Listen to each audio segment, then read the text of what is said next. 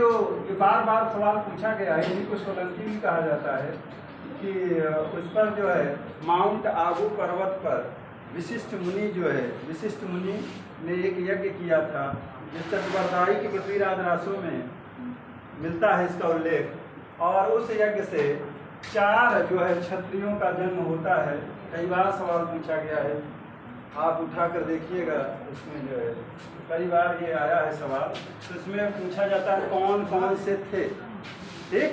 तो ये रहे प्रतिहार, परमार, चौहान और चालुक्य, ठीक है भाई। ये बार बार पूछा जाता है और पृथ्वीराज चंद्रवर्ती के पृथ्वीराज रासों में इसका उल्लेख हुआ है।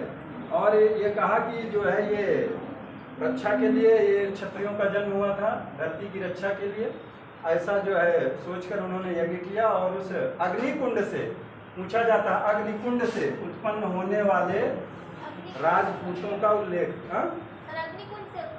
हाँ, जैसे द्रौपदी का जन्म हुआ था। द्रौपदी कहाँ से पैदा हुई? अग्निकुंड से। जानते हैं कि नहीं? नहीं जानते। जो लोग जो है महाभारत देखे होंगे टेलीविजन पे, प्रद्युम्न,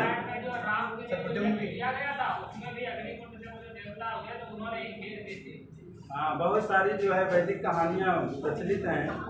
तो थोड़ा बहुत इंटरेस्ट रखा करो, जो सवाल बनते हैं, ठीक।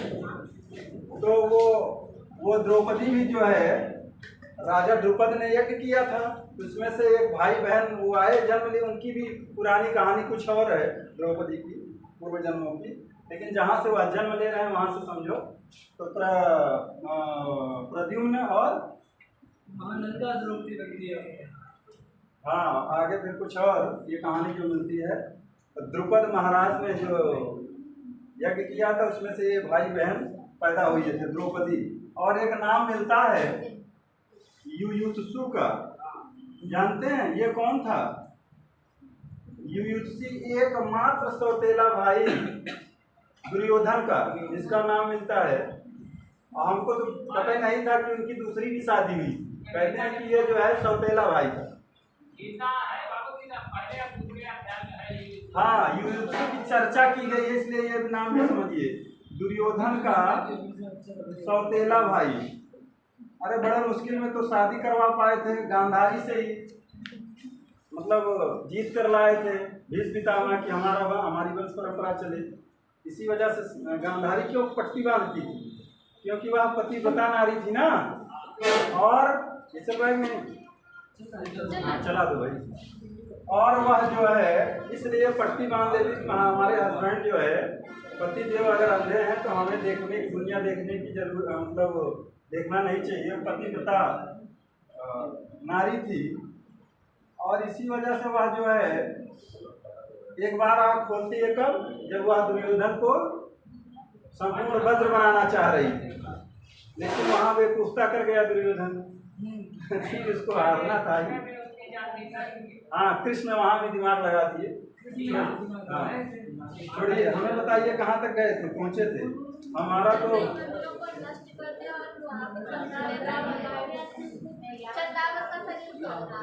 चंदावर का युद्ध। हाँ, तो ये चंदावर का युद्ध अगर आपसे सवाल पूछा जाए कि ये चंदावर कहाँ पड़ता है, तो कन्नौज और इटावा के बीच में एक चंदावर स्थान है। और 1194 में यह युद्ध हुआ था। और इसमें हारा कौन? जयचंद्र।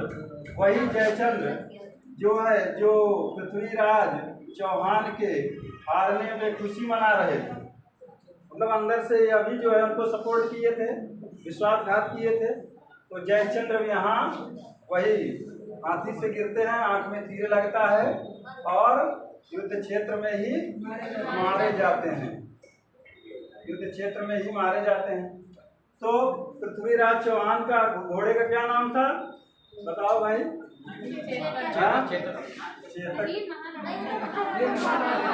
वो महाराणा प्रताप के घोड़े का नाम था। महाराणा प्रताप के घोड़े का नाम क्या था?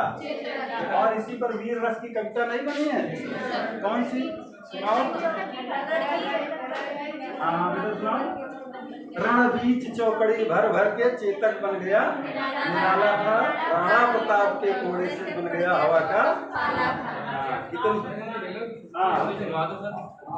और जो है ये जो पृथ्वीराज तृतीय का जो घोड़ा था, पृथ्वीराज तृतीय का घोड़े का क्या नाम था? नाट्य रंभा, नाट्य रंभा। और इनके हाथी का क्या नाम था?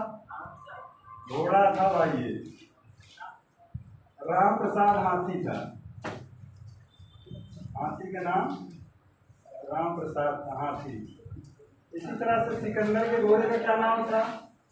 जिसके नाम से ही उसने जो है बहुकेफला नगर ही बसा दिया था। रानी लक्ष्मीबाई के घोड़े का नाम बादल। क्या बात, बादल। हाँ, और बादल कहाँ मिलता है? हाँ,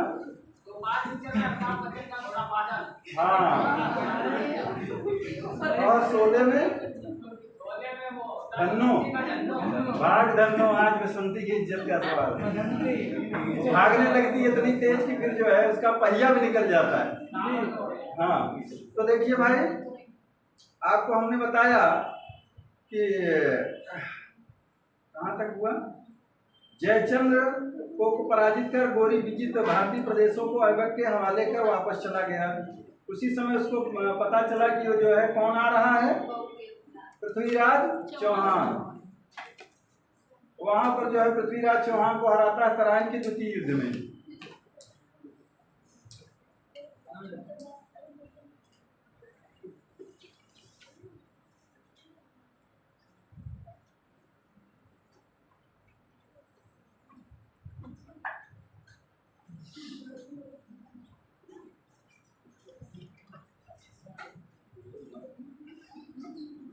तो जयचंद्र को पराजित कर गौरी विजित भारतीय प्रदेशों को किसके हवाले कर देता है? कुतुबुद्दीन ऐबक के हवाले कर देता है और वापस चला गया। कहाँ? गजनी यानी गोर प्रदेश। अब तो गजनी भी उसके अधीन था। गजनी पर कौन शासन कर रहा था? उसका भाई गयासुद्दीन। हाँ, तुगलक नहीं, हाँ, गयासुद्दीन गोर कहिए।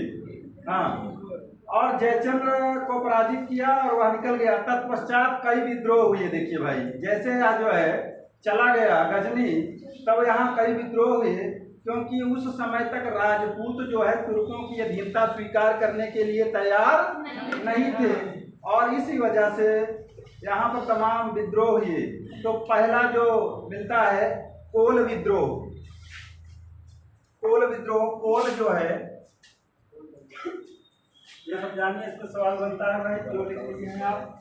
कोल जो है अलीगढ़ का पुराना नाम क्या है? कोल विद्रोह को कौन दबाता है? कोल विद्रोह। कोल यानी अलीगढ़ का विद्रोह। अलीगढ़ हाँ, अच्छा, तो ये जो है कौन दबाता है? हाँ, हरिराज ने जो तीसरी बार किया जो है उसमें भी वहां सफल लिया, वहां मर गया, आत्महत्या कर लिया, ये भी हो गया। अजमेर को जीत लिया, हिंदू तथा जैन मंदिरों को नष्ट करता है यहीं पर 1194 में। यही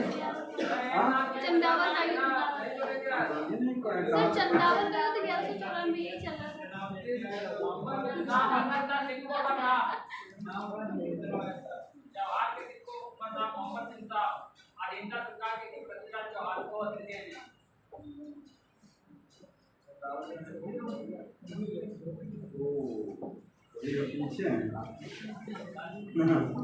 चलो, तो खांडेल राय की हत्या हो गई। पृथ्वीराज के कुछ सिक्कों पर दूसरी तरफ क्या मिलता है? श्री मोहम्मद बिन शाम। तो ऐसा क्या अनुमान लगाया जाता है? हाँ, उसने जो है उसकी अधीनता में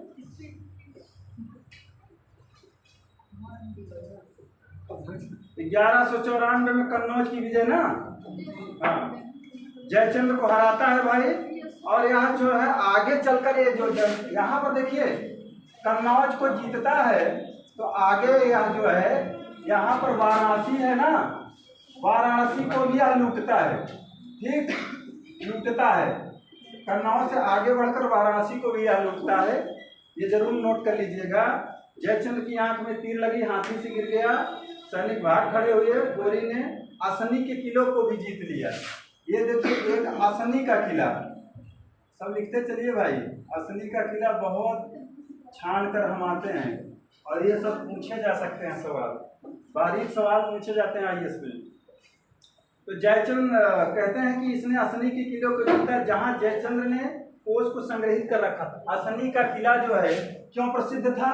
क्योंकि जयचंद्र जो था या अपना जो कोष था यानी कि राजकोष, जी सर, हाँ, जयचंद्र ने यहीं पर अपना जो है राजकोष यानी कि जो भी माल खजाना था यहीं पर रखा था। और जब ये हार जाते हैं तो पता चलता है कि असनी के किले में ही जो है सारा माल असबाब जो है राज्य का रखा हुआ है। तो यहाँ असनी के किले को भी जीत लेता है गोरी, समझ रहे हैं? और वहाँ पर खूब लूटपाट करता है, यानी कि जो भी माल असबाब है इसी बीच में वहाँ वाराणसी को भी जीतता है। और इसने जो है जहाँ जयचंद्र ने कोष संग्रहित कर रखा था, आगे बढ़कर बनारस लूटा और बनारस में इसने जो है बहुत सारी मंदिरों को नष्ट किया और मंदिरों की जगह पर क्या बनवाया? मस्जिद बनवाया। अभी देखिए वो मामला चल रहा है ना औरंगजेब ज्ञान वापी वाला, हाँ, वहाँ कौन कौन गया है? वहाँ कोई गया है? देखे हो ज्ञान वापी में? अरे जब आप गर्भगृह में गए होंगे भगवान भोले शिव का जो गए हैं, हाँ, तो उसके जस्ट बगल में ही है, लेकिन उसको जो है प्रशासन ने घेर रखा है। मतलब उसमें जो है एंगल लगा रखे हैं सरिया की, लोहे की, कि उसको जो है कोई क्षति न पहुंचाया जाए। क्योंकि मामला वो अभी जांच के दायरे में है, कोर्ट में है। तो उस वहाँ जो मैं जाकर देखा, अब वो अलग की बात है वहाँ क्या रहा क्या नहीं, लेकिन नीचे का जो पार्ट है वो दूसरा लगता है, ऊपर का दूसरा लगता है। एकदम निष्पक्ष नजरों से देखा हुआ जो मैं बता रहा हूँ। जैसे ये है नीचे का जो जिससे मंदिर का जो होता नहीं है, और इस पर जो है जो भी यहाँ निकाले गए हैं, लेकिन इस पर डोम बना दिया गया है इस तरह से जैसे मस्जिदों में होता है। हालांकि वो तो जांच का विषय है, क्या है क्या नहीं है।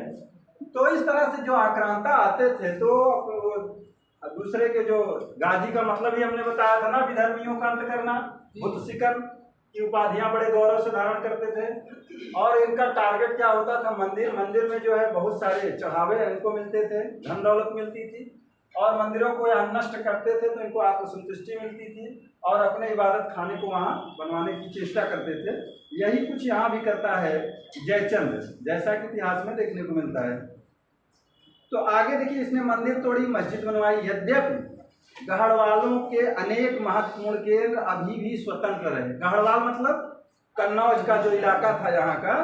चूंकि देखिए जयचंद्र और पृथ्वीराज चौहान एक समान मतलब काफी बाहुबली राजा थे उस समय के, और इनका क्षेत्र भी काफी विस्तृत था, इसीलिए दूसरा टारगेट इसका जो है जयचंद्र ही रहता है। हाँ, अगर ये दोनों मिलकर लड़े होते, अगर संयोगिता वाला प्रकरण ना हुआ होता तो शायद गोरी के लिए जो है उत्तर भारत की विजय करना टेढ़ी खीर साबित होता। हाँ, तो इधर ये जो है चालुक्य जो सोलंकी थे गुजरात के, उनसे भी इनके संबंध खराब थे। इधर कलचुड़ियों से और चंदेलों से भी इनके परमर्दी देव को भी आए थे। अलाउद्दीन की कहानी पढ़ते होंगे ना, जो है शादी के लिए वहाँ लड़ाई हुआ करती थी, जो जीतता था वही राजकुमारी को ले जाता। तमाम इस तरह का आलम है, खंड में ये मिलता है, बढ़ा चढ़ाकर वीर रस में है ना वो गाया गया है। तो देखिए चंदावर का जो युद्ध हुआ, भारत में तुर्की राज की बुनियाद रख दी। अभी भी स्वतंत्र रहे, फिर भी तराइन और चंदावर के युद्ध ने भारत में अगर पूछा जाए तो तराइन यानी कि तराइन का दूसरा युद्ध 1192 और चंदावर का जो युद्ध था 1194, यह दोनों युद्ध जो है तो उत्तर भारत में तुर्की साम्राज्य की नींव रख दी। उत्तर भारत में तुर्की साम्राज्य की नींव रख दी। देखिए ऐसे आएगा सवाल, साम्राज्य की नींव रख दी। देखिए अरब आए थे लेकिन वह राज्य स्थापित नहीं कर सके, लेकिन जब गजनवी और गोरी का आक्रमण होता है तो वह धीरे धीरे राज्य स्थापित करने की ओर जो है तत्पर होते हैं। तो अगर आपसे सवाल किया जाए कि कौन से ऐसे दो महत्वपूर्ण युद्ध रहे जो भारत में तुर्की साम्राज्य की नींव रखने में सहायक साबित हुए, तो तराइन और चंदावर का युद्ध। तुर्की राज्य में बाद में देखिए, बाद में इसे ऐबक के समय में तुर्की राज्य में सम्मिलित कर लिया जाता है। ये पूरी तरह से जो है गोरी क्या करता था, उसको लौटना भी तो रहता था, तो ये बाद में सिर उठा लेते थे सब अपना। तो जो इनके सरदार जैसे रहते थे भारत में, विजित प्रदेशों का जो स्वामी है यही ऐबक रहता है, दिल्ली का चूंकि सूबेदार होता है, तो यह जो है यहाँ पर सारी प्रबंध व्यवस्था देखता है। तो बाद में इनसे कई बार युद्ध होता है और पूरी तरह से कुतुबुद्दीन ऐबक जो है तुर्की साम्राज्य में इनको मिलाने का कार्य करता है। और आगे की कहानी में देखिए, अब उत्तर भारत में उसका मुकाबला करने वाला कोई शक्तिशाली शासक नहीं रहा। इस तरह तुर्की के लिए बिहार, तुर्कों के लिए बिहार तथा बंगाल की विजय का मार्ग प्रशस्त होता है। हमेशा सवाल बनता है कि जब तुर्कों के लिए जो है कौन से ऐसे युद्ध थे जो बंगाल और बिहार की तरफ बढ़ने का मार्ग प्रशस्त करते हैं। ठीक, तो अब देखिए, जब ये इधर जो है गढ़वाल यानी कि जयचंद्र और चौहान को जब हरा दिया, तो यहाँ कोई बड़ा शासक नहीं था जो उसके मार्ग में रुकावट बनता, तो अब उसके लिए मैदान खाली था। अब यहीं पर उसका एक बेवकूफ कह सकते हैं, एक साधारण सा सरदार था, इख्तियारुद्दीन मोहम्मद खिलजी, इख्तियारुद्दीन मोहम्मद बख्तियार खिलजी, उसकी कहानी मिलेगी। अरे हो गया यार। तो जयचंद्र को जो पराजित करता है, बंगाल और बिहार का मार्ग प्रशस्त होता है। जयचंद्र को पराजित कर गोरी विजित भारतीय प्रदेशों को ऐबक के हवाले कर वापस फिर से चला जाता है, वही 1194 में लगभग। यह जो है इसी समय इसको यहाँ की बागडोर देकर वापस चला जाता है। तत्पश्चात कई विद्रोह हुए, क्योंकि उस समय तक राजपूत तुर्कों की अधीनता स्वीकार करने के लिए तैयार नहीं थे। तो इसमें जो विद्रोह हुआ, अलीगढ़ का विद्रोह, जिसको ऐबक ने दबाया। अलीगढ़ को किस नाम से जाना जाता था? कोल। ये जान लीजिएगा, कोल। आज का जो अलीगढ़ है इसको किसने जीता था? मोहम्मद कुतुबुद्दीन ऐबक ने। अलीगढ़ कोल विद्रोह को ऐबक ने दबाया। इसी तरह से अजमेर में तीसरी बार विद्रोह कौन कर रहा है? एक पृथ्वीराज चौहान के भाई थे जिनका नाम था हरिराज। इन्होंने किया क्या? अपने भतीजे यानी पृथ्वीराज चौहान के पुत्र को अजमेर से बाहर कर दिया, कहा कि तुम योग्य नहीं हो, और तुम जाओ, हम संभालेंगे कमान। इन्होंने तीसरी बार विद्रोह किया। 2 बार इनका विद्रोह दबाया जा चुका था, और जब तीसरी बार विद्रोह किया तो ऐबक यहाँ पहुंचता है और इनको फिर से दबा देता है। ये ग्लानि से जो है आत्मदाह करके मर जाते हैं। नोट कर लीजिए, इन्होंने जौहर करके प्राण त्याग किया। जौहर के द्वारा ये बताए थे, प्राण त्याग किया था। चलो, तो ये हरिराज की कहानी हो गई।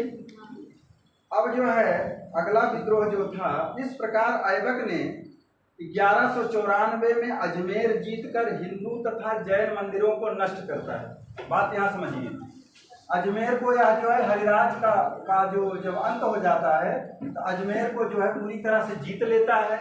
और यहाँ बताया जाता है कि 27 जैन मंदिर और कुछ हिंदू मंदिर थे, उनको क्या करता है? तोड़ता है, और उनके अवशेषों को कहाँ लेके आता है? दिल्ली। और दिल्ली में एक मस्जिद का निर्माण करता है। उस मस्जिद का क्या नाम है? कुव्वत उल इस्लाम। बोलते रहो भाई, पढ़े तो होंगे कुछ। हाँ, तो ये हमेशा पूछा जाता है सवाल कि कुव्वत उल इस्लाम मस्जिद, ये जो है जैन और हिंदू धर्म के मंदिरों के अवशेष से बनाया गया था। बात समझ रहे हैं?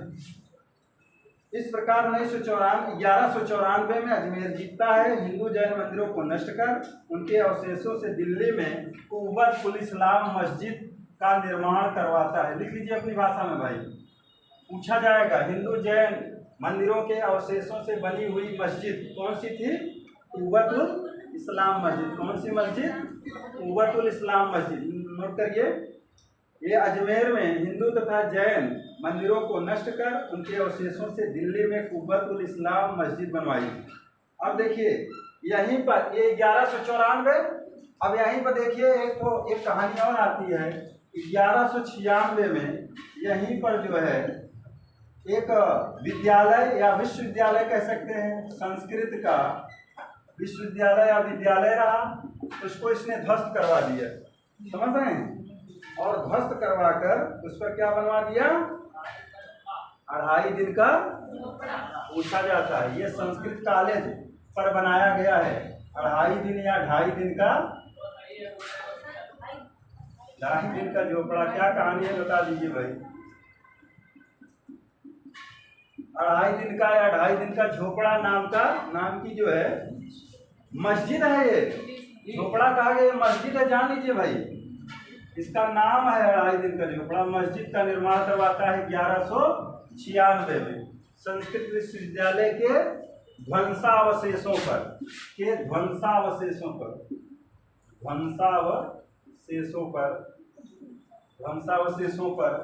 2.5 दिन के झोपड़े का निर्माण करता है 1196 में। अजमेर के संस्कृत विश्वविद्यालय के स्थान पर 2.5 दिन का झोपड़ा नामक मस्जिद बनवाया, जो 1200 ईस्वी में पूरी हुई थी। कब पूरी हुई थी? 4 साल में यह पूरी हुई थी। 1200 ईस्वी में पूरी हुई थी।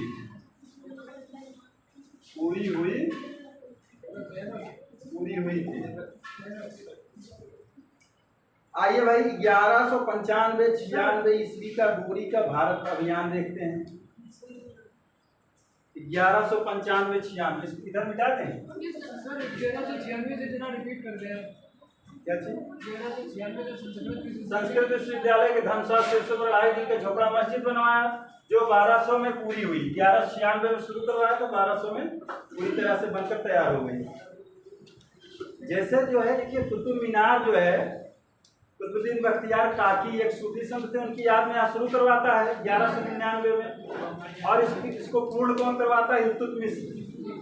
इसके बाद तो ये जो बड़े प्रोजेक्ट होते थे ना, इनके टाइम लगता था भाई।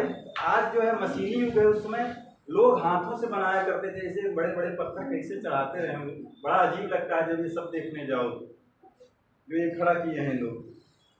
तो उस टाइम की इनकी अपने दिमागी टेक्नोलॉजी रही।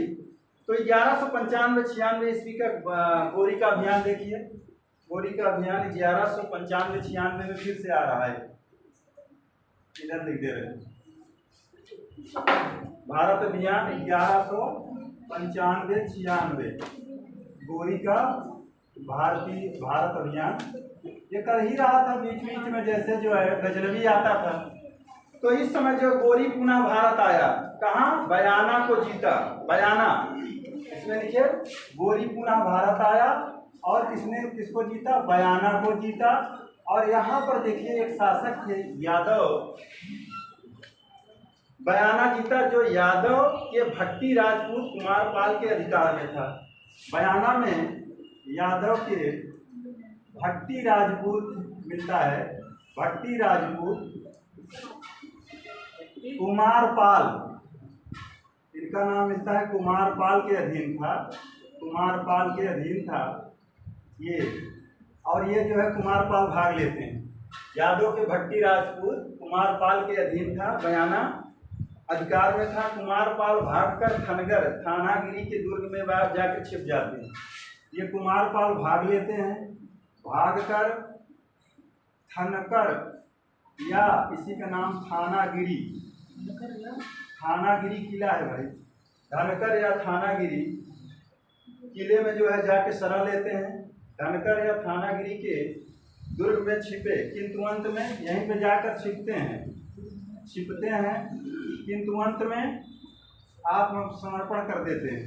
कब तक छिपोगे? किंतु अंत में आत्मसमर्पण कर देते हैं, अधीनता स्वीकार कर लेते हैं।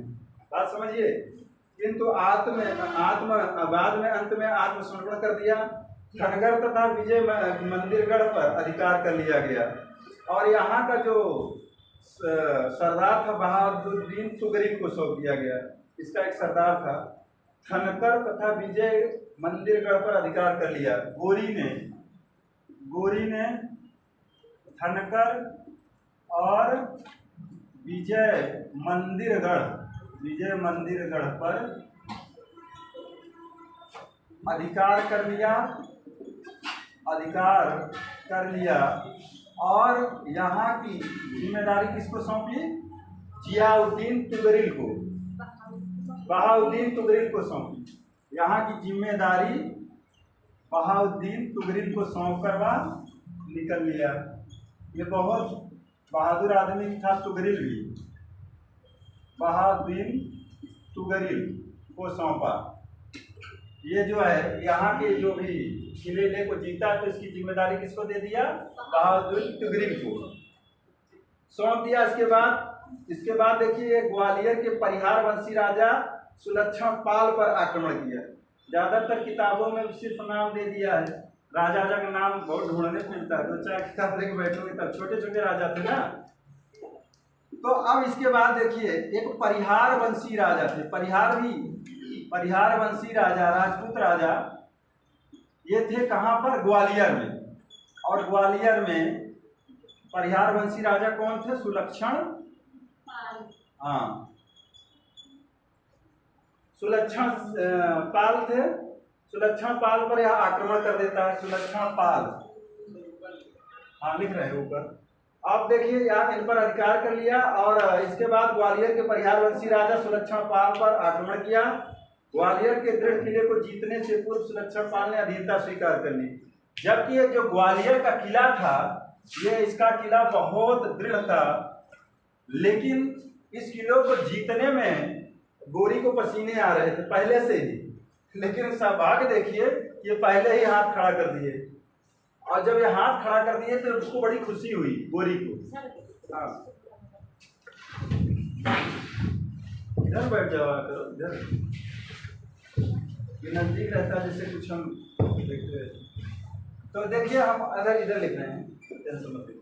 तो तुगरिल जो है परिहार वंशी जो सुलक्षण पाल थे, तो ग्वालियर के किले की ये रक्षा करने से पूर्व ही, मतलब पहले ही सरेंडर कर देते हैं। और इस तरह से गोरी बड़ा खुश होता है और इनसे संधि कर देता है कि चलो भैया हमें पसीना नहीं बहाना पड़ा, तुम अपना किला ले लो, राज्य करो, बाकी जो हमको लेना है तो लेके जा रहे हैं। तो ये सुलक्षण पाल को जो है ग्वालियर में हराता है। इसकी अधीनता स्वीकार कर लेते हैं। अपने शब्दों में लिखते चलिए। ग्वालियर के दृढ़ किले को जीतने से पूर्व सुलक्षण पाल की अधीनता स्वीकार करने के कारण गोरी ने संधि कर ली और वापस लौट गया। अंत में यह जो है, जो बयाना का सूबेदार कौन था? बहाउद्दीन तुगरिल, यही तो था ना। ये देखिए ये जिम्मेदारी सौंप रहा है ना, इनको हराता है भट्टी कुमार पाल को। जिम्मेदारी बयाना की किसकी मिल जाती है? बहाउद्दीन तुगरिल को। और ये जाता है तो धीरे से उसके कान में फूंक देता है, यार मैं तो संधि करके जा ही रहा हूँ, जो मिलना था हमको मिल गया है, तुम इनको जो है कहानी की खत्म कर देना, अपने राज्य में इसको तुम इसमें मिला लेना। बहाउद्दीन तुगरिल से कहता है, कान में फूंक कर चला जाता है। और देखने के लिए उसने क्या किया है? उससे संधि किया है। और सुलक्षण पाल बड़े फूल के कुप्पा हुए हैं, यार तो मैं सुरक्षित हो गया, गोरी जा रहे हैं। और ये नहीं देखेंगे गोरी के जो सरदार हैं, दास हैं, बहाउद्दीन तुगरिल, इनको यह लगा के जा रहा है, इनको छोड़ना मत। तो ये बहाउद्दीन तुगरिल जो है इनसे युद्ध शुरू कर देता है और पूरे 13 महीने लड़ता है। बात समझ रहे हैं? 13 महीने के बाद सुलक्षण पाल को यह हरा पाते हैं, क्योंकि इसका किला बहुत दृढ़ था। अगर ये ढंग से लड़ता तो गोरी को पसीने आ सकते थे और फिर दोबारा बहाउद्दीन की औकात नहीं होती। लेकिन यह जो है 13 महीने बाद, लिख लीजिए 13 महीने बाद, 1.5 वर्ष बाद गोरी ने संधि कर लिया और वापस लौट गया। अंत में 1.5 वर्ष के पश्चात बयाना के सूबेदार तुगरिल ने इसे यानी ग्वालियर को बयाना में मिला लिया। ऐसे लिखिए, 1.5 वर्ष पश्चात बहाउद्दीन तुगरिल ने ग्वालियर को बयाना यानी अपने जो अधिकार क्षेत्र में बयाना था उसमें मिला लिया। बयाना के सूबेदार तुगरिल ने इसे जीत लिया। ऐसे लिख लीजिए, तुगरिल ने ग्वालियर को जीत लिया। अब देखिए अगली कहानी। इस बार गोरी को कई वर्ष तक भारत आने का अवसर नहीं मिला। अब लास्ट स्टेज चल रहा है इनका, क्योंकि वह मध्य एशिया में तुर्कों के साथ युद्ध में व्यस्त रहा। अब चला गया कहाँ? गजनी गोर प्रदेश को बचाने। चूंकि पश्चिम में क्या कौन थे? पश्चिम में ख्वारिज्म शाह थे ना, ख्वारिज्म तुर्की, ये भी तुर्क थे। ख्वारिज्म शाह से इनकी पुरानी दुश्मनी चल रही थी। पश्चिम की तरफ इनके भाई को ये बढ़ने नहीं दे रहे थे ख्वारिज्म शाह, और मध्य एशिया में या फिर कई युद्धों में व्यस्त हो गया। ऐबक ने भारत में इसके कार्यों को पूर्ण करने की जिम्मेदारी उठाई। जब यह चला गया, कई वर्षों तक नहीं लौटा, तो कुतुबुद्दीन ऐबक ने जो भी विजित प्रदेश थे भारत के, उसकी जिम्मेदारी कौन उठा रहा था? कुतुबुद्दीन ऐबक। राजस्थान के मेढ़ों तथा चौहान राजपूतों ने गुजरात के चालुक्यों की सहायता से तुर्कों को राजस्थान से निकालने की चेष्टा की, किंतु गजनवी से सहायता पहुंचाई और इधर से ऐबक पहुंच गया, और इस तरह से यह दोनों विद्रोह समाप्त कर दिए गए। एक लाइन लिख लो। चूंकि गोरी को कई वर्ष बाद चूंकि गोरी को कई वर्ष तक भारत आने का अवसर नहीं मिला, इस बीच राजस्थान के मेढ़ों तथा चौहान राजपूतों ने, ये लिख रहे हैं मेढ़ों तथा चौहान राजपूतों ने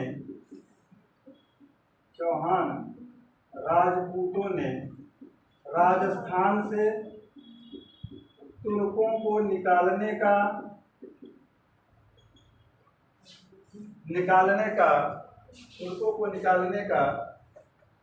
निकालना चाहा या निकालने का प्रयास किया, किंतु गजनी से सहायता पहुंच जाने पर ऐबक ने विद्रोहों को दबा दिया। किंतु गजनी से सहायता पहुंच आने पर या जाने पर ऐबक ने इन विद्रोहों को दबा दिया। अब देखिए आगे कहानी। तत्पश्चात ऐबक ने गुजरात पर आक्रमण कर दिया और जीत लिया। वहीं गुजरात पर इसके बाद ऐबक ने कहाँ आक्रमण किया? ऐबक मतलब कुतुबुद्दीन ऐबक ने गुजरात पर आक्रमण कर दिया, और गुजरात की जो चालुक्यों की राजधानी कहाँ थी? बोलो जल्दी से। अनिलवाड़ को ढंग से लूटा हुआ 1197 में। वातापी की राजधानी नहीं, गुजरात। वातापी के चालुक्य कहाँ के थे? हाँ, कांची के थे ना। दक्षिण भारत में आप चले गए, कई चालुक्य मिलेंगे प्राचीन इतिहास में। चोल चालुक्य संघर्ष आपको बाद में पढ़ाएंगे। यहाँ जो गुजरात के सोलंकी हैं उनके बारे में देखिए। हाँ, दक्षिण भारत नहीं पढ़ाएगा, छूटा है अभी वहाँ उधर। तो ऐबक ने भारत में इसके कार्यों को पूर्ण करने की जिम्मेदारी उठाई थी। राजस्थान के मेढ़ों और चौहानों का विद्रोह दबा दिया। उसके बाद उसने गुजरात पर आक्रमण कर दिया और जीत लिया। यहीं पर भीमद्वितीय अनिलवाड़ छोड़कर भाग गया। इसी का नाम कहीं कहीं क्या मिलता है? मूलराज द्वितीय और मूलराज या भीमद्वितीय ना। और ये कहते हैं कि यह जो है इस बार यह भाग गया। एक बार किसको हराया था मूलराज? पहली बार किसको हराया? गोरी को हराया था। और यहाँ पर यह भाग जाता है। भीमद्वितीय अनिलवाड़ को छोड़कर भाग गया। उसका सेनापति कुंवरपाल मारा गया। लिख लीजिए, ऐबक का गुजरात आक्रमण 1197, और इसी में ऐसे बढ़ा लीजिए। भीमद्वितीय अनिलवाड़ छोड़कर भाग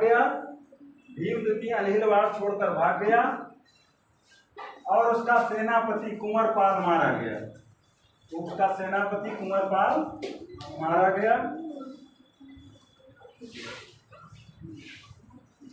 भीमद्वितीय अनिलवाड़ छोड़कर भाग गया और उसका सेनापति कुंवरपाल मारा गया। अनिलवाड़ को ऐबक ने 1197 में लूटा, जिसे प्रत्यक्ष नियंत्रण में नहीं ले सका। अब भी देखिए वहाँ के राजपूत काफी सशक्त थे, अभी इसको यह प्रत्यक्ष नियंत्रण में नहीं ले सका। आपसे पूछा जाएगा कि अनिलवाड़ की लूट कब हुई थी ऐबक के द्वारा? 1197 में। मेरा कहने का मतलब इतना ही समझिए, अनिलवाड़ की लूट, यानी अनिलवाड़ को लूटा किसने? ऐबक ने। कब? 1197 में। चलो जल्दी से निपटाया जाए। ऐबक ने 1197-98 में बदायूं भी जीता। ऐबक ने 1197-98 में बदायूं को जीत लिया। कहाँ? बदायूं तो अपना ही जिला है। बदायूं को जीता। 1197-98 में, और फिर 98-99 वाराणसी, चंदावर, कन्नौज को पुनः जीता। फिर जो है ऐबक ने 1198-99, ऐबक की कहानी तो हम ज़्यादातर यही पढ़ा दे रहे हैं, खत्म ही हो जाएंगे फिर सीधे तुर्क से। 1198-99 में वाराणसी, चंदावर और वाराणसी, चंदावर, देखिए चंदावर जीत चुके थे लेकिन पूरी तरह से नियंत्रण नहीं ले पाए थे। वाराणसी, चंदावर और कन्नौज को पुनः जीता। ये कौन जीत रहा है? ऐबक, उसका सरदार पुनः जीता। अब देखिए ऐबक की बुंदेलखंड विजय, देखिए ये पूछा जाता है ऐबक की बुंदेलखंड विजय। ऐबक यानी कुतुबुद्दीन ऐबक की बुंदेलखंड विजय, बुंदेलखंड विजय। अब कहानी देखिए, ये 1202-3 की कहानी है। इसमें चंदेल राजा परमर्दी देव पर आक्रमण किया। 1202 और 3 में ऐबक ने चंदेल राजा, कौन था चंदेल राजा? परमर्दी देव पर आक्रमण किया। परमर्दी देव, परमर्दी देव पर आक्रमण किया, हाँ पर आक्रमण किया। और जो है परमर्दी देव की इसी बीच में मृत्यु हो जाती है, युद्ध के समय ही। और चूंकि इसका जो दुर्ग था काफी सशक्त था, मजबूत था, लेकिन दुर्भाग्यवश परमर्दी देव की मृत्यु हो जाती है। युद्ध के दौरान ही परमर्दी देव की मृत्यु हो जाती है। परमर्दी देव की मृत्यु हो जाती है। अब इसकी कमान कौन? इसका सेनापति अजय देव संभालता है, और उसके मंत्री अजय देव को अंततः किला छोड़ना पड़ा। इसके मंत्री, किसके? परमर्दी देव के मंत्री या सेनापति कह सकते हो, अजय देव ने मोर्चा संभाला, ढंग से संभाला। लेकिन जो तुर्की सेना थी, जो इसका जो जल स्रोत था किले में जाने का, उसको ये लोग जान गए तो उस जल स्रोत का धारा मोड़ दिए दूसरी तरफ। अंत में अजय देव को, इसके मंत्री अजय देव को अंततः किला छोड़ना पड़ा। यानी कि हाँ, क्योंकि तुर्की सेना ने जल स्रोत मोड़ दिया था। कालिंजर विजय के पश्चात, अब देखिए यहीं पर या बुंदेलखंड की विजय में क्या जीतता है? कालिंजर का ही राजा था ना चंदेल देव, परमर्दी देव। कालिंजर विजय, और इसके बाद यह क्या जीतता है? महोबा को। नोट करते चलिए, क्रम पूछता है। महोबा, खजुराहो, कालिंजर, महोबा और खजुराहो की यह आद्य स्थानों, छोटे आद्य स्थानों की वह विजय करता है। खजुराहो आद्य स्थानों की ऐबक द्वारा विजय होती है। चलो ऐबक भी खत्म हो रहे हैं। कालिंजर विजय, महोबा का क्या प्रसिद्ध है?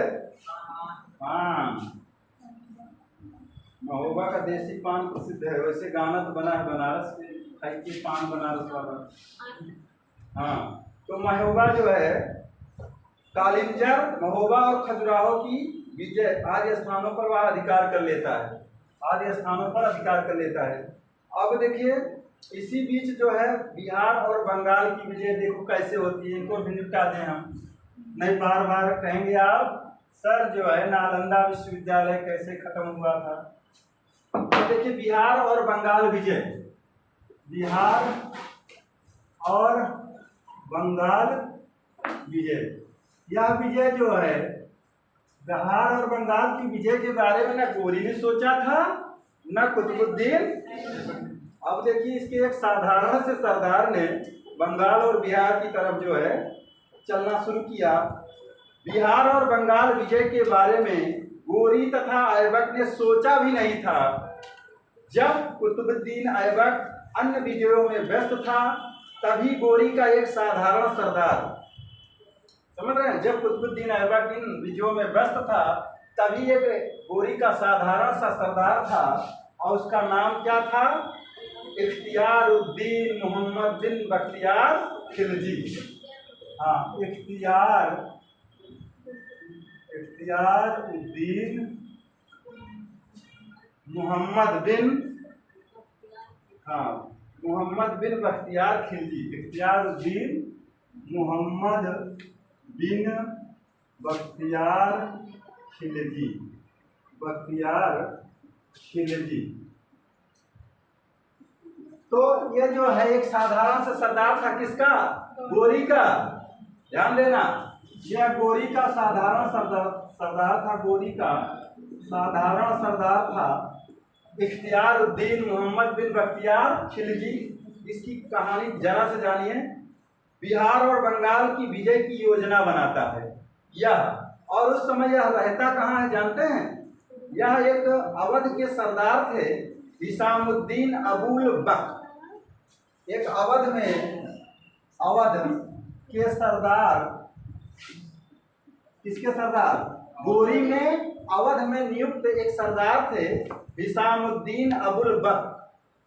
हिसामुद्दीन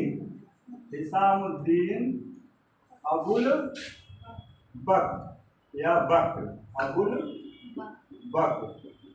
तो इन्होंने जो है इसको छोटी सी जागीर दे दी थी, छोटी सी मतलब 2-4 गांव दे दिए थे इसको। किसको? इन्होंने इसको दिया था, कहा तुम गुजारा करते रहो अपना। तो कहें कि अवध के सरदार हिसामुद्दीन अबुल बख्त ने उसकी योग्यता के कारण से कुछ गांव की जागीर दे दी थी, जिसको ये लगा कि बड़ा योग्य व्यक्ति है, इसका थोड़ा सा सम्मान होना चाहिए।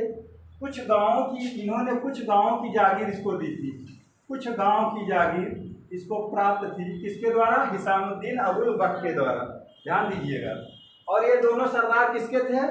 गोरी के। ये तो अवध का सरदार था, पूरे अवध क्षेत्र का था, ये बड़ा था, और इसी की सेवा में इनको लगाया गया था। इसकी सेवा में इख्तियारुद्दीन मोहम्मद बिन बख्तियार खिलजी लगे थे। इन्होंने जो है दयावश कुछ गांव इनको दे दिए, भैया ये अपना रोजी रोटी चलाओ। अब जो है उसे कुछ गांव की जागीर दी गई, उसने उसी जागीर को अपनी उन्नति का साधन बना लिया। देखो कितना जो है मतलब प्रयत्नशील व्यक्ति था। इसी कुछ गांवों को अपनी उन्नति का यह साधन बनाया। कौन? बख्तियार खिलजी। और यहीं से साधन जुटाना शुरू किया अपना, और खिलजी सैनिकों की एक छोटी सी सेना तैयार कर ली, करके उसने उन समीपवर्ती क्षेत्रों पर आक्रमण करने प्रारंभ किए जो बंगाल के राजा के अधीन बिहार में थे। अब इधर ध्यान दीजिए, जो बिहार है वो किससे जुड़ा हुआ था? बंगाल से। अभी देश की स्वतंत्रता के बाद तो शायद बंगाल बिहार एक ही था। देश कुछ अंग्रेजों के समय भी तो बंगाल बिहार एक ही था ना? अरे जब डिवाइड हुआ था तो पश्चिमी बंगाल में बिहार आता था, पूर्वी बंगाल में पूरा ढाका था। 1905 का बंगाल विभाजन पढ़े होंगे ना आप लोग। तो ये बंगाल का जो शासक था कौन था इस समय? कौन सेन? लक्ष्मण सेन। उसकी जो जागीरदारी यानी कि जो उसका साम्राज्य था बिहार तक था, यानी बंगाल बिहार एक था। अब इसने क्या किया कि चूंकि अवध का जो क्षेत्र है वह सीधे बिहार से जुड़ता है ना, अरे उत्तर प्रदेश बिहार से नहीं जुड़ता, तो कुछ गांवों की जो इसको जागीरदारी मिली थी, अब इन्होंने कुछ खिलजी सैनिक इकट्ठा किए और यहाँ पर बिहार के कुछ क्षेत्रों पर क्या किया है, बार बार आक्रमण करने लगा। जब बार बार आक्रमण करता था तो वहाँ से लूट कर कुछ ले आता था, फिर कुछ मजबूती इसको प्रदान मिलती थी, और बार बार के आक्रमण पर इसको कोई रोकने वाला वहाँ नहीं मिलता था, तो इसका कॉन्फिडेंस हाई होता चला गया और या फिर और आगे बढ़ता चला गया। इस तरह से जो है जब यह जो है समीपवर्ती क्षेत्रों पर आक्रमण करने प्रारंभ किए जो बंगाल के राजा के अधीन बिहार में थे, प्रत्येक बार की सफलता ने इख्तियारुद्दीन की लालसा, संपत्ति और शक्ति में वृद्धि की। अब इसकी जो है लालच बढ़ती जा रही थी, क्योंकि इसको संपत्ति धन सब मिल रहा था और यश भी मिल रहा था कि अरे भाई ये देखिए छोटा सा जागीरदार है, इतने इतने भागों पर यह जो है कब्जा करते हुए चला जा रहा है। अब वह जो है वृद्धि और धीरे धीरे आक्रमण के क्षेत्र को वह धीरे धीरे बढ़ाता गया और इस तरह से 1202 और 3 में उसने बिहार की राजधानी उदंतपुर पर आक्रमण किया। ये सवाल पूछा जाता है, देखिए 1202 और 3 में 1202 और 3 में इधर ऐबक किसको जीत रहा है? कालिंजर को, महोबा को, खजुराहो को, और यह किधर व्यस्त है? बिहार को जीतने में। उदंतपुर लिखिए, उदंतपुर की विजय करता है, यहीं पर जो है वह धराशायी करता है।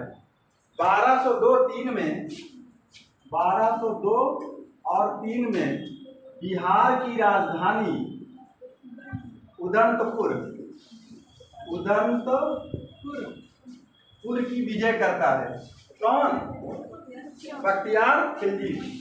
यहाँ लिख लीजिएगा, बख्तियार खिलजी। बिहार की राजधानी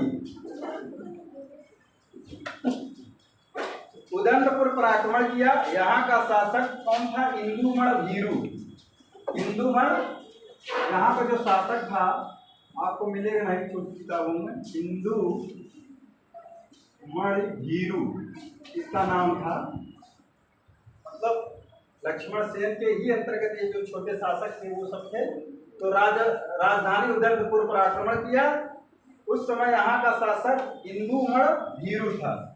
इंदुमण भीरू था।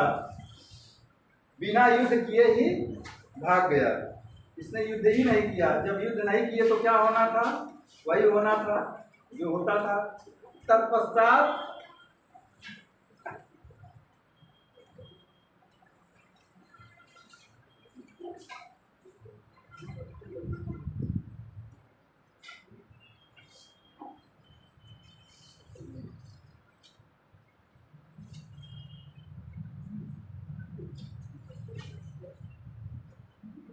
हाँ, तो वह भाग गया। बख्तियार खिलजी ने वहां के बौद्ध मंदिरों को लूट लिया।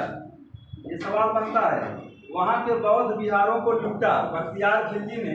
ये भाग गए भाई, भाग गए। और जब भाग गए तो यहाँ का जो उदंतपुर, ये बौद्ध विहार, यहाँ बौद्ध विहार थे बहुत सारे। बौद्ध विहारों को बख्तियार खिलजी ने लूट लिया। कब? 1202 और 3 में बिहार को लूटा तथा भिक्षुओं का कत्लेआम कर दिया। यहाँ बहुत सारे जो भिक्षु थे लूटा और भिक्षुओं का कत्लेआम किया। भिक्षुओं का कत्लेआम किया भाई, कत्लेआम किया मतलब कत्ल कर दिया। हाँ, इसके पश्चात उसने नालंदा और विक्रमशिला के विद्या केंद्रों को नष्ट कर दिया। यहीं पर बार बार पूछा जाता है कि नालंदा विश्वविद्यालय को किस मुस्लिम आक्रांता ने नष्ट किया था? तो इख्तियार उद्दीन मोहम्मद बिन बख्तियार खिलजी ने किया था। नालंदा और विक्रमशिला हाँ, विद्या केंद्रों को, यूनिवर्सिटी थी ना, विद्या केंद्रों को नष्ट कर दिया। बताते हैं कि बहुत यहाँ इतनी सारी किताबें थी, खास करके बौद्ध धर्म से जुड़ी हुई, बहुत महीनों तक इसमें आग सुलगती रही, क्योंकि वो लकड़ी की अलमारियाँ हुआ करती थी। तो विश्वविद्यालय तो बहुत व्यापक पैमाने पर जगह फैला होता है। विद्या केंद्रों को नष्ट कर दिया। ये सवाल भाई बार बार बनता है, ध्यान देना इस पर। कि केंद्रों को नष्ट कर दिया। धीरे धीरे संपूर्ण बिहार को जीत लिया भाई। अब पूरे संपूर्ण बिहार को जीत लिया बिना किसी गंभीर प्रतिरोध के। कोई इसका प्रतिरोध करने वाला नहीं था। इसने पूरे बिहार को जीत लिया। यहाँ से अतुल संपत्ति और उपहार प्राप्त किए। एक बौद्ध परंपरा में यह उदाहरण साक्ष्य मिलता है कि 1200 ईस्वी में कश्मीर का प्रसिद्ध विद्वान संत शाक्य श्रीभद्र, नालंदा विश्वविद्यालय था, थोड़ा उसका नाम लिखिए ना, बख्तियार खिलजी, इख्तियार उद्दीन, अभी तो लिखे थे भाई, इख्तियार, इसका पूरा नाम था इख्तियार उद्दीन मोहम्मद बिन बख्तियार खिलजी। और वो खिलजी से इसका दूर दूर का नाता था भाई। बख्तियार खिलजी, अभी जो खिलजी मिलेंगे उनसे इसका मतलब नहीं है। ये खिलजी था ही, खिलजी ये भी था सरदार। इख्तियार उद्दीन मोहम्मद बिन बख्तियार खिलजी ने नालंदा विश्वविद्यालय को नष्ट किया था। आगे देखिए, यहाँ के बताया जाता कि 1200 ईस्वी में एक कश्मीर के प्रसिद्ध बौद्ध विद्वान यहाँ आए थे और श्रीभद्र जिनका नाम था, जब आए उदंतपुर और विक्रमशिला के बौद्ध विहार जब आए यहाँ का दौरा किए तो यहाँ देखें कि ये पूरी तरह से नष्ट हो गया है। ये बौद्ध परंपरा में ये मिलता है लिखा हुआ कि वहाँ पर जो है ये नष्ट कर दिया गया था। अब देखिए बंगाल विजय, ये बिहार को इसने पूरा जीत लिया। ये बिहार के बाद अब बंगाल की तरफ ये बढ़ रहा है। बिहार बंगाल विजय देखिए। अब यह जो है करता क्या है बंगाल विजय में, यह जो बहुत तेजी से देखिए तुर्कों की सफलता में उनके जो घोड़े होते थे बहुत फास्ट लोग चलते थे, बहुत तेजी से जो आक्रमण करते थे। और घोड़ा जो है स्फूर्तवान जानवर होता है। अब भारत वाले जो है तो ऊंट, खच्चर, गधा जो है वो सब लेके जुट जाते हैं, हाथी, आलसी जानवर। तो ये जो है बंगाल के सेन वंशी शासक लक्ष्मण सेन की आक्रमण तथा बिहार विजय के से उत्साहित होकर बख्तियार खिलजी ने 1204 और 5 में आक्रमण किया। ये 1204 और 5 में आक्रमण करता है यही बख्तियार खिलजी। कहाँ पर? बंगाल विजय के लिए। और जो है इसको यह पता था कि यहाँ का जो शासक है उसका नाम था सेन वंशी शासक लक्ष्मण सेन। यहाँ पर कौन थे शासक? सेन वंशी लक्ष्मण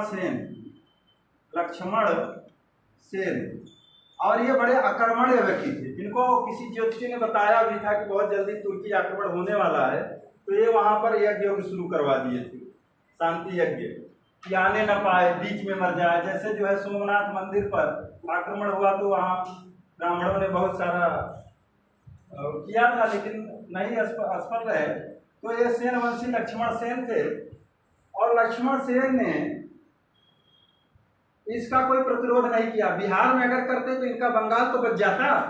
अब बंगाल में बैठे रहे चुपचाप। इतनी तीव्र गति से आक्रमण किया बख्तियार खिलजी, इसकी जो मुख्य सेना थी वो पीछे छूट गई और मात्र 18 घुड़सवार कहाँ पहुंच गए? नादिया। इसकी राजधानी कहाँ थी? नदिया, राजधानी नदिया। बंगाल में कौन शासक था? लक्ष्मण सेन। राजधानी नदिया थी। बख्तियार खिलजी ने तेजी से आक्रमण किया, उसकी सेना पीछे छूट गई। मात्र 18 घुड़सवार पहुंच जाते हैं लक्ष्मण सेन के राजधानी यानी महल के द्वार पर। अच्छा, वहां के जो सैनिक थे, सोचिए वहां के सैनिक और वहां के लोगों ने सोचा कि ये घोड़े के व्यापारी हैं और जा रहे हैं महल में राजा से मिलने, घोड़ा बेचने आए हैं। मात्र 18 घुड़सवार, सोचिए मात्र 18 घुड़सवारों के साथ जो है ये नादिया राजधानी के इसके लक्ष्मण सेन के महल के पास पहुंच जाता है। कौन? बख्तियार खिलजी। ये बड़े दिलेर होते थे।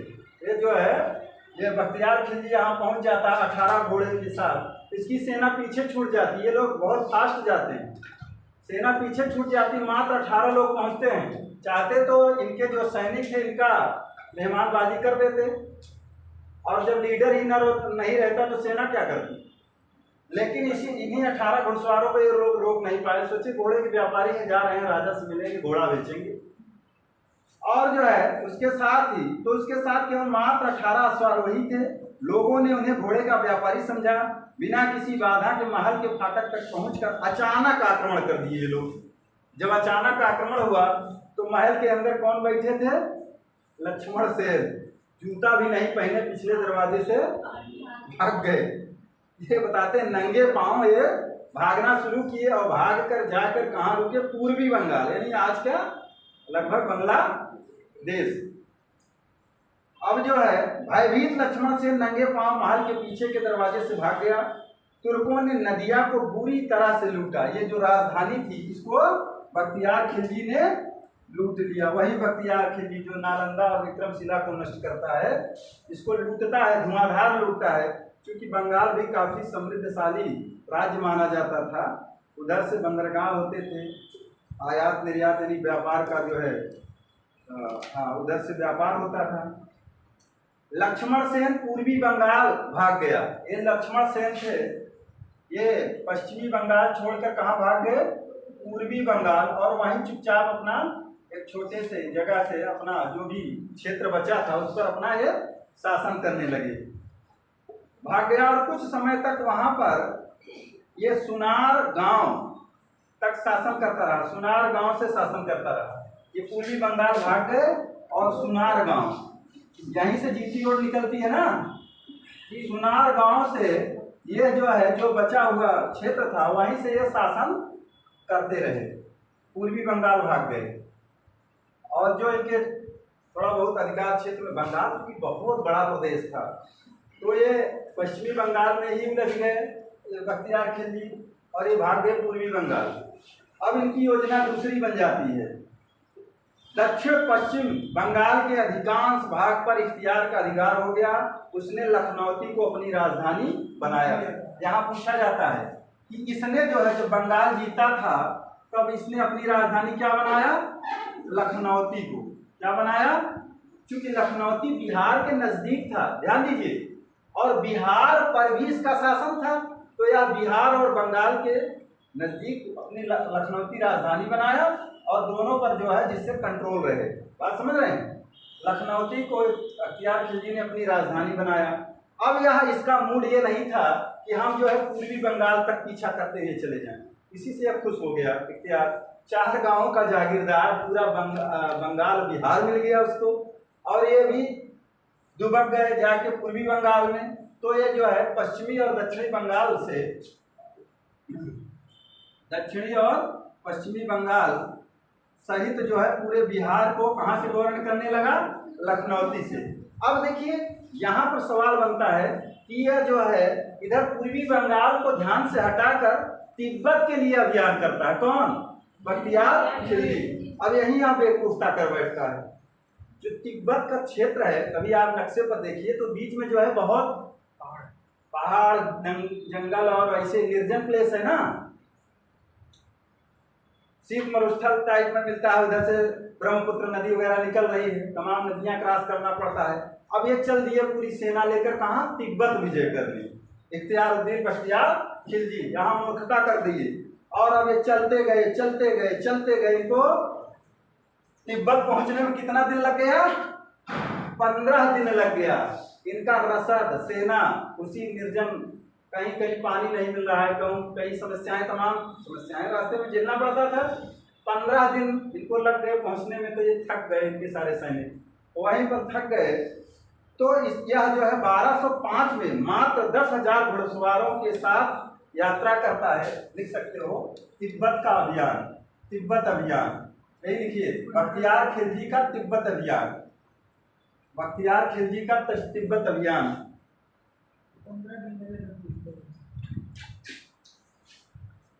1205 नोट कर लीजिए,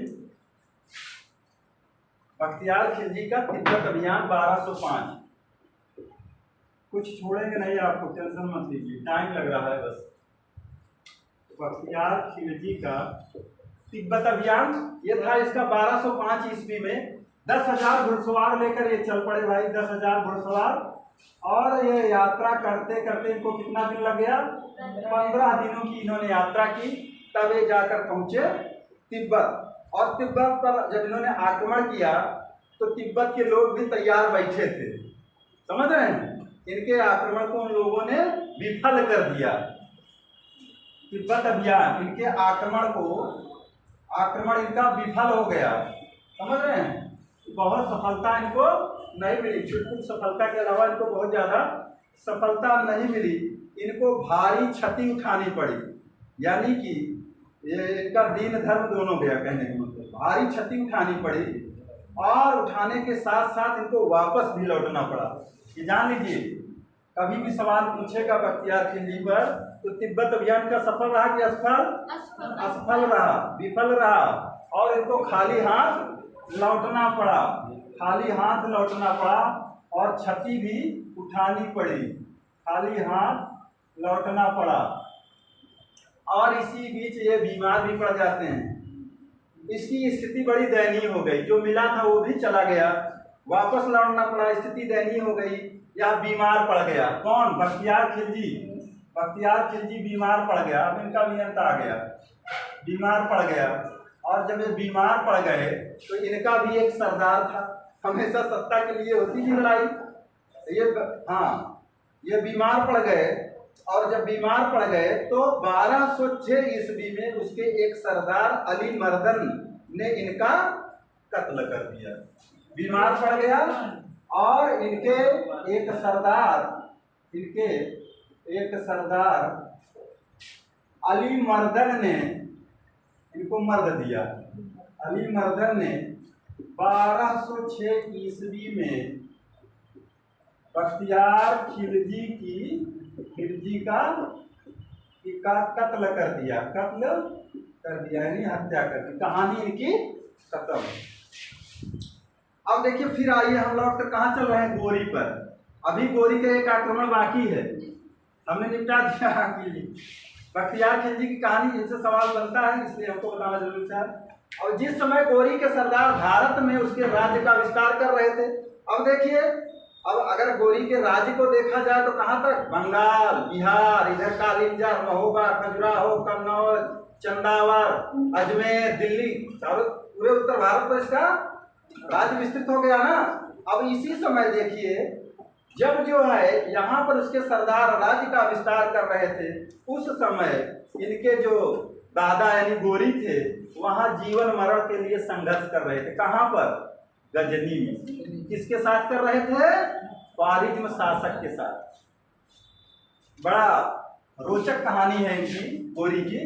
अब देखिए यहाँ पे इनके जो लुल्लू कुंजू सरदार हैं भारत में अपने राज्य का विस्तार कर रहे हैं, और यह जब वहां चला जाता है, जिस समय गोरी के सरदार भारत में उसके राज्यों का विस्तार कर रहे थे, उस समय वह स्वयं ख्वारिज्म के शासक से मृत्यु और जीवन का संघर्ष कर रहा था गजनी क्षेत्र में।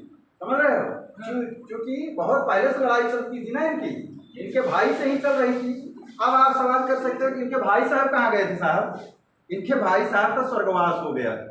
जब स्वर्गवास हो गया इनके भाई साहब का, तो उनके जो भतीजे थे महमूद, मसूद, तो वो बहुत योग्य नहीं थे। पूरे गजनी यानी गोर साम्राज्य का शासक कौन बन गया, मोहम्मद गोरी। और गोरी जो है फिर उधर कमान संभाल लिया, क्योंकि जानता था कि अगर मैं इनको छोड़ूंगा तो ये हमको खदेड़ते चले आएंगे दिल्ली तक। तो वहां पर वो जो है जीवन मरण का संघर्ष कर रहा था। और ख्वारिज्म वंश से जो इनका चल रहा था, क्योंकि ख्वारिज्म शासक जो थे वो ईरान में एक शक्तिशाली राज्य स्थापित कर चुके थे। ईरान में ख्वारिज्म जो थे, ईरान में ख्वारिज्म शासक एक शक्तिशाली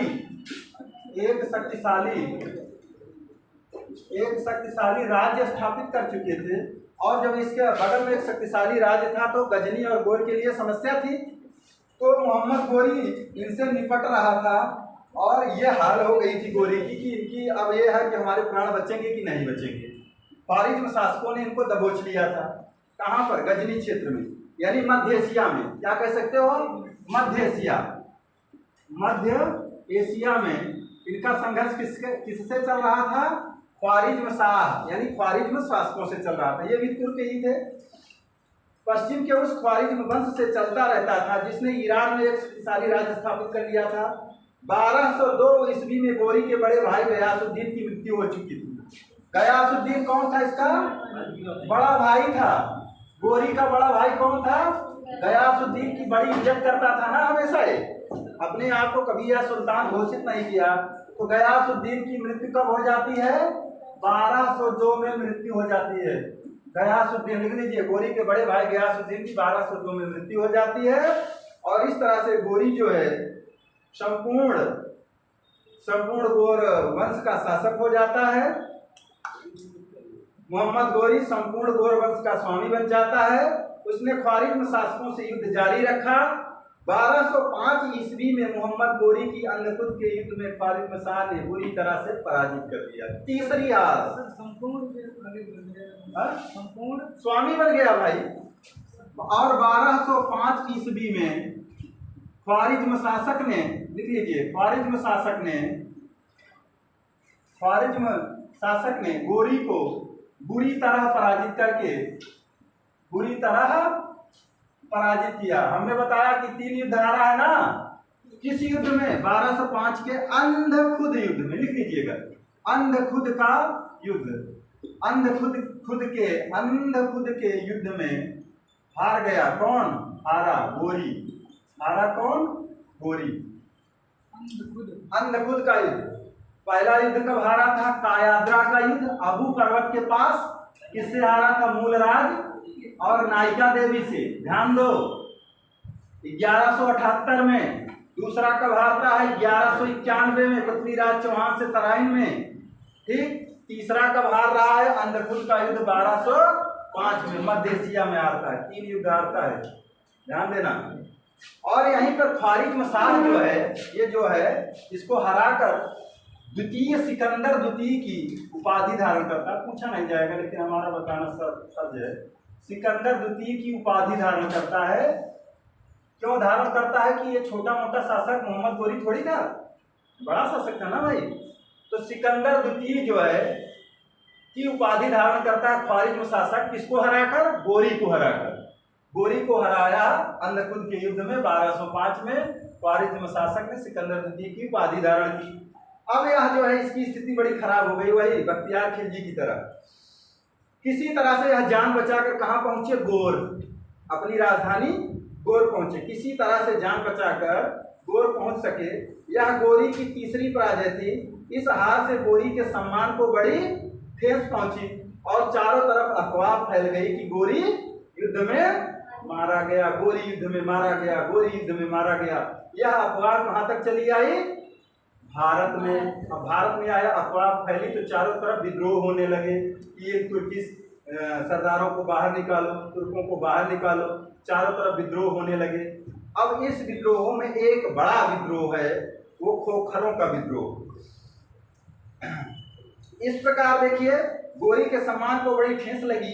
अफवाह फैली कि गोरी युद्ध में मारा गया। भारत में विभिन्न स्थानों को विद्रोह हो गए। पंजाब में खोखर जात के 2 सरदार थे, बकन और सरका।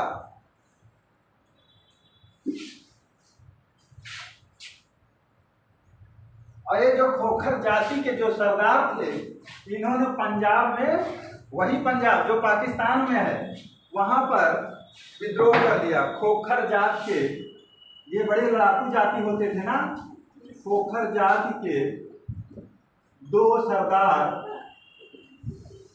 बकन और सरका, बकन और सरका ने विद्रोह कर दिया भाई। और जो है बकन और सरका ने सुल्तान के सूबेदार को परास्त करके लाहौर को जीतने का प्रयास किया। इन दोनों ने, बकन और सरका ने, जो गोरी के सरदार थे उनको परास्त करके लाहौर जीतने का प्रयास किया। लाहौर जीत ही चुके थे। सरका ये सरदार का नाम है, कहीं किताब में पाओगे नहीं, बहुत ढूंढोगे तो मिल जाएगा। तो खोखर जात के 2 सरदार थे, बकन और सरका। इन्होंने लाहौर को जीतने का प्रयत्न किया। जहां पर लाहौर में इनके 2 जो सरदार था उसको निकाल कर बाहर कर दिए और लाहौर को जीत लिया। इस कारण 1205 ईस्वी में गोरी पुनः भारत आया। देखिए, 1205 ईस्वी में गोरी पुनः भारत, आपसे सवाल किया जाए, गोरी पुनः भारत आया। अब यहाँ आने के अलावा इनके पास कोई कुछ बचा नहीं था, उधर तो हार चुके थे बुरी तरह से। अब 1205 ईस्वी में गोरी पुनः भारत आया कि जो हमको अब मार लिए हो जिंदा रहते, हम अब निपटेंगे तुमसे। बात समझ रहे हो? हाँ, पुनः भारत आता है। ये सवाल पूछा जाता है, क्यों आया? खोखरों को दबाने के लिए। कब आया? 1205 में पुनः अंतिम अभियान। पूछा जाएगा कि अंतिम अभियान उन्होंने क्यों किया? खोखर जात की इस जो दुस्साहसिक कार्य के लिए कि लाहौर, बताओ, मेरे सरदार को निकाल कर लाहौर जीत लिए ये लोग, मैं चल रहा हूँ इनको सबक सिखाऊंगा। तो 1205 में गोरी पुनः भारत आया। झेलम और चिनाब नदी के बीच में खोखरों से इसका मुकाबला होता है। ये नदी है ना यहाँ पर, झेलम और चिनाब नदी के बीच में युद्ध हुआ और युद्ध बहुत भयंकर हुआ। अगर यहाँ पर ऐबक न गया होता तो गोरी फिर हार जाते। जानते हो, यहाँ पर ऐबक पहुंच जाता है क्योंकि इनकी स्थिति बड़ी खराब कर दिए थे ख्वारिज़्म शासक। ऐबक के ठीक समय पर पहुंच जाने से ऐबक जो है अपनी सेना के साथ पहुंच गया के कारण ही गोरी को यह विजय मिल सकी और खोखरों का निर्दयता पूर्वक दमन कर दिया गया। बहुत बुरी तरह से कत्लेआम किया गया और इसके पश्चात गोरी फिर लाहौर जाता है। अब यह खोखरों का दमन कर दिया भाई। 1205 में खोखरों का दमन किया और दमन करने के बाद कहाँ जा रहा है? लाहौर, क्योंकि लाहौर में वह लाहौर से सबका बेदखल हो गया था। लाहौर पहुंचा और वहां व्यवस्था स्थापित की, फिर से अपने सरदार को वहां पर नियुक्त किया, लाहौर को सौंपा और व्यवस्था स्थापित कर ऐबक को दिल्ली जाने की अनुमति दे दिया। कहा कि ऐबक तुम दिल्ली जाओ, नहीं उधर फिर जो है विद्रोह हो जाएगा। ऐबक को कहा तुम दिल्ली जाओ, अपने एक सरदार को लाहौर में पुनः जो है व्यवस्थित करके, या फिर क्या करता है? अब देखिए इसका अंत समय आ गया है, सुन लीजिए, इसका अंत समय सुन लीजिए। तो इसका अंत समय आ गया है। ऐबक को कहता है कि तुम जाओ दिल्ली, और जो है लाहौर की व्यवस्था स्थापित करता है और दिल्ली जाने की अनुमति देकर यह गजनी के लिए प्रस्थान कर देता है। लाहौर से कहाँ के लिए? गजनी के लिए। अब गजनी से जा रहा है आगे पड़ती है सिंधु नदी बाबूजी, और जब सिंधु नदी पड़ती है तो यहीं रमणीय स्थान देखता है, और स्थान देखकर यहाँ कुछ दिन के लिए अपना शिविर लगा देता है। क्यों शिविर लगाता है? इसकी सेना बड़ी थक चुकी है, सिंधु नदी के किनारे अपना शिविर लगा देता है कि आराम करो, यहाँ जल भी है, सारी व्यवस्थाएं हैं। और इस तरह से गोरी लाहौर पहुंचा और वहां व्यवस्था स्थापित कर ऐबक को दिल्ली जाने की अनुमति देकर गजनी के लिए प्रस्थान किया। मार्ग में सिंधु नदी के किनारे एक दमयक नामक स्थान है, वहीं पर इसने दमयक, या स्थान का नाम लिख लो भाई, दमयक नामक स्थान पर इसने अपना शिविर लगाया, रमणीय स्थान देखकर, और कुछ समय के लिए अपना शिविर लगा दिया। यहीं पर शाम के समय नमाज अदा की जा रही थी। कहाँ पर? दमयक नामक स्थान पर। और जब नमाज अदा की जाती है तो आप लोग जानते होंगे, कुछ लोग मुस्लिम बच्चे होंगे, तो भाई पूरी तरह से जो है अल्लाह में लीन हो जाते हैं इबादत में, और अपने अस्त्र शस्त्र किनारे रख देते हैं। सेना भी ज़्यादातर इस्लामी थी, मुस्लिम थी, सब लोग एक साथ संध्या की नमाज करते हैं ना, शाम के 5 बार नमाज अदा होती है ना। शाम का नमाज अदा कर रहे थे, धुंधला हो रहा था, उसी समय जो है कुछ तलवारबाज जैसे डकैत टाइप के जो थे अचानक इसके शिविर पर आक्रमण कर देते हैं, और आक्रमण करके जो है गोरी की हत्या कर देते हैं। तो निर्मम हत्या हो जाती है। सवाल ये पूछा जाता है कि गोरी को आखिर मारा किसने? इतना बड़ा दुस्साहस किसने किया? कुछ इतिहासकार कहते हैं खोखर जातियों ने मारा था, कुछ लोग कहते हैं कि इस्माइल संप्रदाय के शिया मुसलमानों से भी इनका जो है 36 का आंकड़ा था, उन लोगों ने मारा था। लेकिन मिनहाज सिराज कहते हैं कि जो भी रहा हो, इन दोनों लोगों का हाथ रहा होगा उनको मरवाने में, हमेशा उस पर नजर रही होगी, उसके शिविर पर, उसके प्रस्थान करने पर कि कैसे जा रहा है, कब कहाँ मौका मिले इसको खत्म किया जा सके।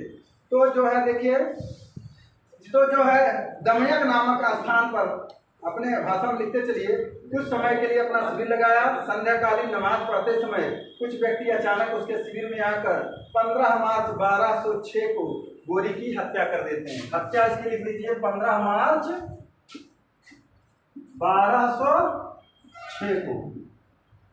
लेकिन कुछ में किताब में ये मार्च वाली डेट इधर उधर हो सकती है, लेकिन 1206 इधर उधर नहीं होगा।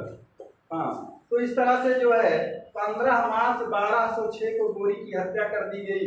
उसकी विजयी सेना अब किसमें बदल गई? शव यात्रा में बदल गई। जो खिलखिलाते हुए सेना जा रही थी, अब उसको कंधे पर लेके जा रहे हैं। कहाँ जा रहे हैं? गजनी। कहाँ जा रहे हैं? गजनी। गजनी ले जाते हैं, उसको दफनाया जाता है गजनी में, और उसकी विजयी सेना शव यात्रा में बदल गई। कुछ इतिहासकारों के अनुसार इसका कत्ल करने वाले खोखर जाति के थे, लेकिन कुछ का मानना है कि इस्माइल संप्रदाय के शिया थे। संभवतः इस कत्ल में दोनों वर्गों का हाथ रहा होगा, ऐसा माना जाता है इतिहासकारों के द्वारा। इसको गजनी ले जाकर वहां पर दफना दिया गया, और दफना दिया गया तो मोहम्मद गोरी के शव को गजनी ले जाकर दफना दिया गया। गोरी के कोई पुत्र नहीं था, कोई पुत्र नहीं था, गोरी के कोई पुत्र नहीं था। ध्यान दीजिए, गोरी के कोई पुत्र नहीं था, कोई भी पुत्र नहीं था। सिर्फ कौन थे उसके? गुलाम सरदार, जिनको वह कहता है कि एक शासक के पास एक पुत्र हो सकता है या 2 पुत्र हो सकता है, लेकिन मेरे पास असंख्य हजारों पुत्र हैं जो मेरे राज्य के स्वामी बनेंगे, मेरे राज्य के संरक्षक होंगे। इस तरह का उसका स्टेटमेंट होता था।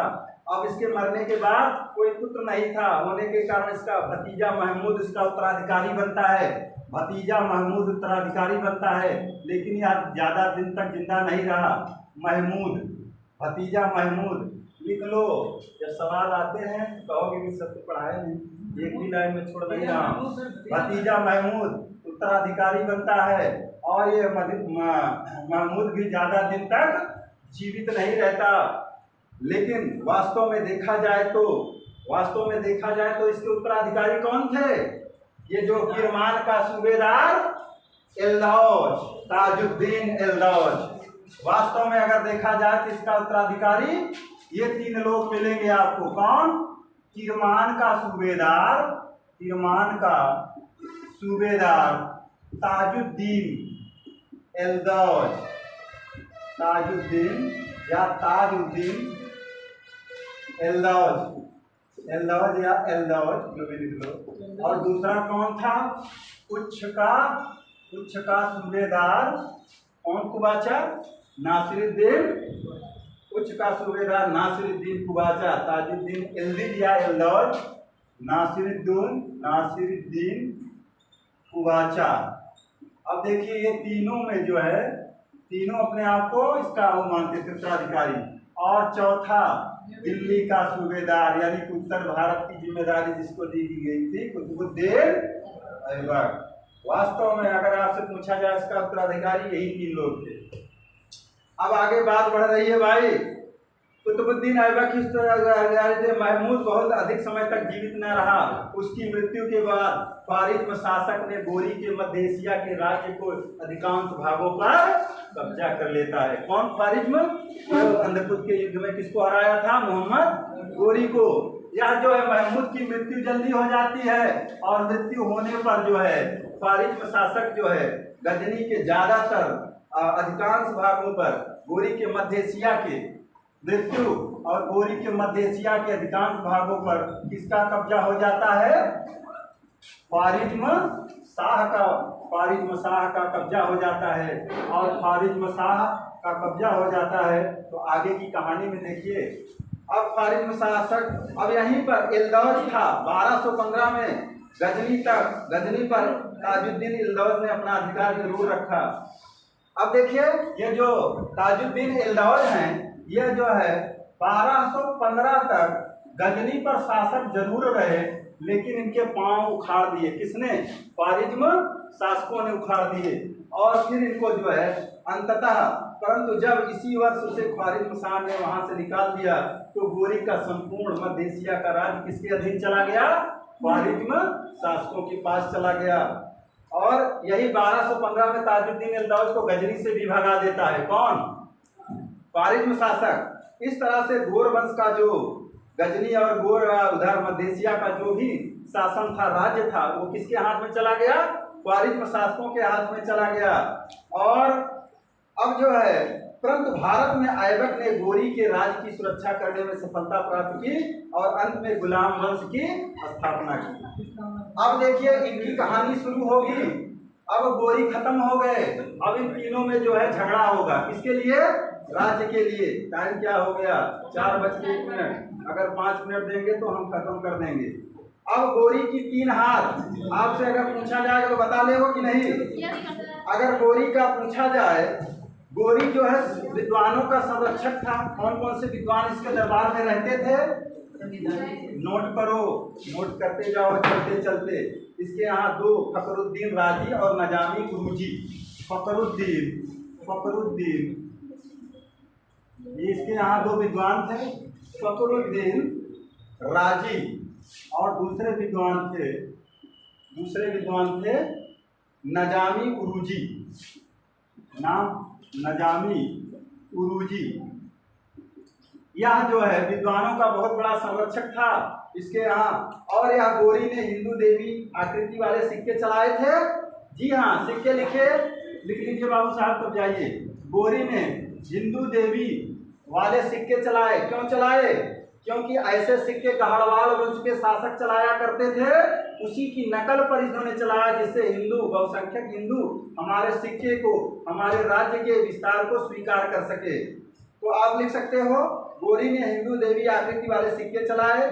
गोरी के सिक्कों पर एक और देवनागरी लिपि में एक और सिक्के, देखिए गोरी के सिक्के पूछा जाता है ना, हजारों बार पूछा गया है। एक और मोहम्मद बिन शाम और दूसरी ओर क्या बना है, लक्ष्मी आकृति और नंदी। दूसरी ओर लक्ष्मी नंदी के चित्र बने हैं इसके सिक्कों पर, लक्ष्मी और नंदी के चित्र बने हैं, लक्ष्मी नंदी के चित्र बने हैं। अच्छा, अगर आपसे पूछा जाए ऐसा क्यों, ऐसे सिक्के जो है कौन चलाते थे, गढ़वाल नरेश, उन्हीं की तर्ज पर उनकी नकल करता है, कहता है कि ये प्रचलित है ना, इनको स्वीकार करेगी जनता। दूसरी ओर लक्ष्मी नंदी के चित्रों का अंकन है, या एक ओर कलमा दूसरी ओर लक्ष्मी आकृति, ये पूछा गया है ना पीसीएस में। एक ओर कलमा, कलमा समझ रहे हो ना, एक ओर कलमा और दूसरी ओर लक्ष्मी की आकृति वाले भी सिक्के मिले हैं, लक्ष्मी आकृति वाले सिक्के मिले हैं। और ये 56 ग्रेन का चांदी का सिक्का भी जारी किया था, 56 ग्रेन दिल्ली वाला चांदी का सिक्का, 56 ग्रेन दिल्ली वाला चांदी का सिक्का, चांदी का सिक्का भी इसने जारी किया था। किसकी नकल पर, चौहान की, चौहान के सिक्कों की नकल किया था यहाँ पर। और ये लक्ष्मी आकृति वाला सिक्का किसकी नकल थी, गढ़वाल, ध्यान देना तुम।